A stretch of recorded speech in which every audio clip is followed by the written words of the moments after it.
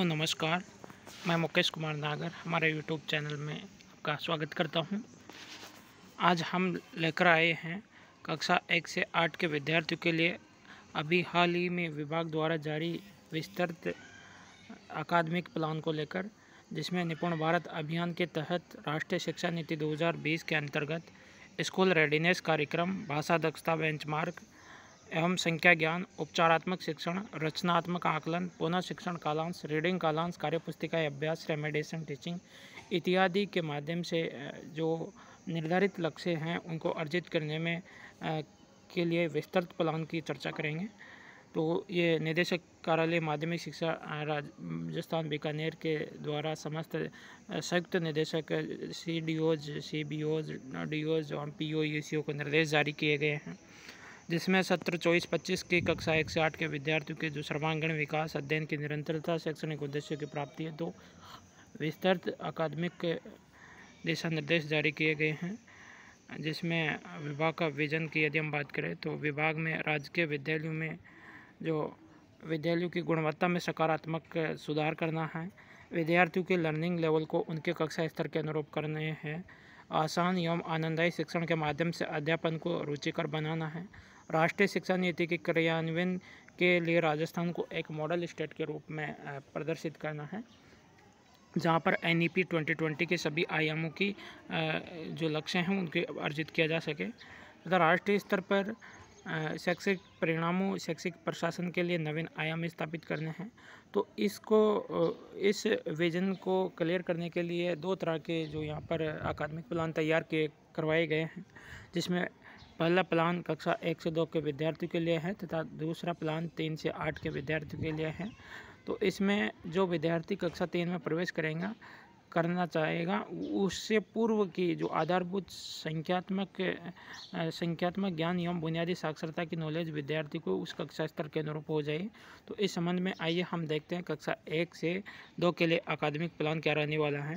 उद्देश्य की यदि हम बात करें तो NEP 2020 के अनुसार इन कक्षाओं के विद्यार्थियों के लिए मुख्य लक्ष्य बुनियादी साक्षरता एवं संख्या ज्ञान के लक्ष्य को अर्जित करना है, जिनके अनुसार विद्यार्थियों को पढ़ने, लिखने एवं समझने में सक्षम बनाने तथा संख्याओं की पहचान, गिनती एवं बुनियादी गणितीय संक्रियाओं का जो स्तर है वो 2026-27 तक उसमें जो लक्ष्य अर्जित कर लिया जाए।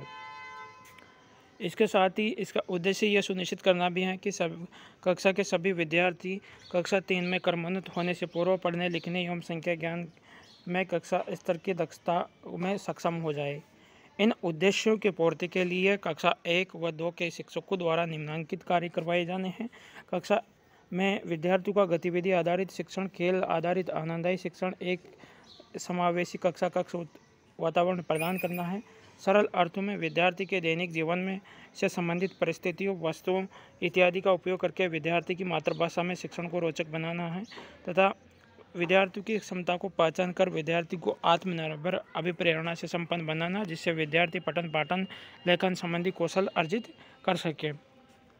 इन कौशलों को समझने के योग्य बनाना, जिससे वे अपने रोजमर्रा में काम आने वाली साधारण गणितीय क्रियाओं में रुचि ले सके। विद्यार्थियों को उनकी मातृभाषा में उच्च गुणवत्ता पूर्ण अधिगम सामग्री उपलब्ध कराना तथा उसका प्रभावी उपयोग सुनिश्चित कराना। विद्यार्थियों में उनके सांस्कृतिक परिवेश के प्रति गौरवानुभूति की भावना विकसित करना तथा विद्यार्थियों में आत्मविश्वास व संचार कौशल का विकास करना। तो इसमें कक्षा 1 से 2 के लिए प्रथम 3 माह यानी 90 दिवस की कार्य योजना स्कूल रेडीनेस कार्यक्रम के तहत प्रारंभ की गई है, जिसमें कक्षा 1 में विद्यार्थी जो प्रवेश ले रहा है उसको अपने घर का वातावरण उपलब्ध करवाना तथा खेल कूद आधारित गतिविधियाँ करवाते हुए कविता, कहानी सुनना एवं सुनाना इत्यादि के माध्यम से उसकी मातृभाषा का वातावरण उपलब्ध करवाना, ताकि विद्यार्थी नियमित रूप से विद्यालय से जुड़ सके। तो इसके प्रथम माह के जो प्रथम सप्ताह है उसकी जो पहले दूसरे सप्ताह में भाषा और साक्षरता का इसमें वर्णमाला की पहचान, सरल वाक्यों का निर्माण, चित्र वर्णन ये इत्यादि जो कार्यपुस्तिका रेडीनेस कार्यपुस्तिका उपलब्ध करवाई गई हैं उसके प्रथम खंड का उपयोग करते हुए करवाना है। इसी तरह से तीसरे या चौथे सप्ताह में प्रारंभिक गणना, जिसमें संख्या पहचान 1 से 20 तक करवाना, गिनती और क्रम 1 से 20 एवं 1 से 10 तक के सरल जोड़ को करवाना। और इसमें तीसरे एवं चौथे सप्ताह के लिए संख्या पहचान और गिनती के लिए अभ्यास के लिए कार्यपुस्तिकाओं का उपयोग करवाना है। इसमें दूसरे माह के प्रथम एवं द्वितीय सप्ताह में पाठ्य सामग्री का परिचय, जिसमें छोटी छोटी कहानी, कविताओं का पाठ, शब्दों का उच्चारण और लेखन तथा सरल वाक्य निर्माण, 2 या 3 शब्दों के सरल वाक्य बनाने एवं पढ़ाने का अभ्यास करवाना है। वहीं गणना की यदि हम बात करें तो तीसरे एवं चौथे सप्ताह में 21 से 50 तक की संख्याओं की पहचान एवं लेखन कार्य करवाने की उसमें कौशल विकसित करना है। सरल घटाना व पहले महीने में 1 से 10 तक जोड़ सीख चुका था, इसलिए इस दूसरे महीने के तीसरे चौथे सप्ताह में 1 से 10 तक के अंकों को घटाना सिखाना है। गणितीय खेल, गणितीय कौशल को मज़ेदार बनाने के लिए खेल एवं गतिविधि आदि आयोजित करवानी है। इसके स्कूल कक्षा 1 के लिए स्कूल रेडीनेस कार्य पुस्तिकाओं के दूसरे खंड का अध्ययन दूसरे माह के पहले एवं द्वितीय सप्ताह में भाषा साक्षरता का करवाना है तथा तीसरे एवं चौथे सप्ताह में इसके गणितीय कार्यों के लिए कार्य पुस्तिकाओं का अभ्यास करवाया जाना है। वहीं तीसरे सप्ताह के यदि हम बात करें तो तीसरे महीने के पहले एवं दूसरे सप्ताह में उन्नत पाठ्य सामग्री, छोटी कहानी एवं कविताओं का विस्तृत पाठ, शब्दों का निर्माण और लेखन, कठिन शब्दों का निर्माण और लेखन का अभ्यास करवाना एवं वाक्य निर्माण, पठन, छोटे छोटे पैराग्राफ का पठन एवं वाक्य निर्माण उसको करवाया जाना है। इसके लिए पहले तीसरे महीने के पहले एवं दूसरे सप्ताह में उसको तीसरे जो कार्यपुस्तिका हैं रेडीनेस कार्यपुस्तिका, उसके तीसरे खंड का अध्ययन अभ्यास करवाया जाना है। वहीं गणितीय संरचना की यदि हम बात करें तो 51 से 100 तक की संख्याओं की पहचान और लेखन कार्य, 2 अंकों का जोड़ घटाना तथा मूल आकृतियाँ, उनका वर्गीकरण, विभिन्न आकृतियों की पहचान कराना तथा इसमें तीसरे माह के तीसरे एवं चौथे सप्ताह में गणित की जो कार्यपुस्तिकाओं का जो रेडीनेस के पाठ का अध्ययन अभ्यास करवाया जाना है। इसके अलावा भी कुछ गतिविधियाँ करवाई जानी हैं। पाठ्य सामग्री के साथ क्रियात्मक गतिविधियाँ, प्रत्येक सप्ताह के अंत में शिक्षण सामग्री के आधार पर क्रियात्मक गतिविधियाँ करवाई जानी है। शारीरिक खेल एवं गतिविधियाँ, विद्यार्थी को सक्रिय रखने, उनके शारीरिक विकास को बढ़ावा देने के लिए खेल आधारित गतिविधियाँ करवाई जानी अति आवश्यक हैं, क्योंकि इस स्तर के जो विद्यार्थी हैं उनकी मानसिक परिपक्व बौद्धिक क्षमता इतनी विकसित नहीं हो सकती हैं कि वो कठिन संक्रियाएँ कर सके। तो इसके लिए उनको खेल आधारित गतिविधियों के माध्यम से करवा के विद्यालय से जोड़े रखना है। तथा समूह कार्य, इस अवस्था में विद्यार्थी समूह में रहना पसंद करते हैं, तो उनको विद्यार्थियों को समूह आधारित कार्य प्रदान किए जाए एवं ताकि उनमें सहयोग की भावना विकसित हो सके। वहीं कक्षा 3 से 8 के लिए अकादमिक प्लान इस प्रकार से रहने वाला है। उद्देश्य की यदि हम बात करें तो उनको अपनी कक्षा की दक्षताओं की सहज प्राप्ति तथा उनके लर्निंग लेवल को कक्षा के स्तर के समरूप करना। कक्षा 3 से 5 के विद्यार्थियों के लिए पठन पाठन कौशल में सुधार करना, उनके लेखन कौशल में अभिवृद्धि के लिए शब्दों का सही उच्चारण, वाक्य संरचना, वर्तनी एवं व्याकरण का ज्ञान करवाना है।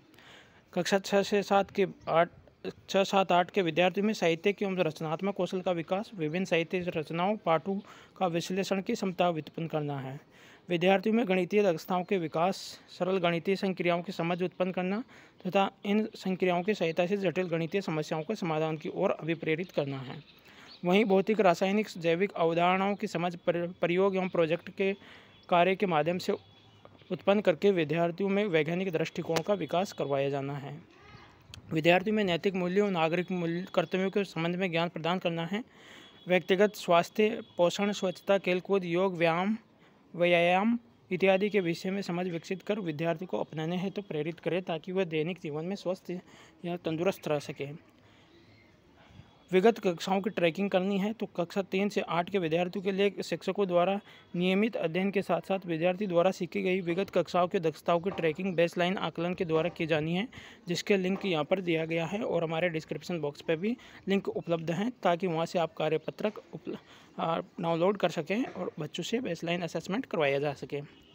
बेसलाइन आकलन में विद्यार्थी प्रदर्शन रिकॉर्ड का शिक्षक द्वारा संधारण किया जाना है। ऑफलाइन तरीके से ऑनलाइन इसकी एंट्री नहीं होनी है।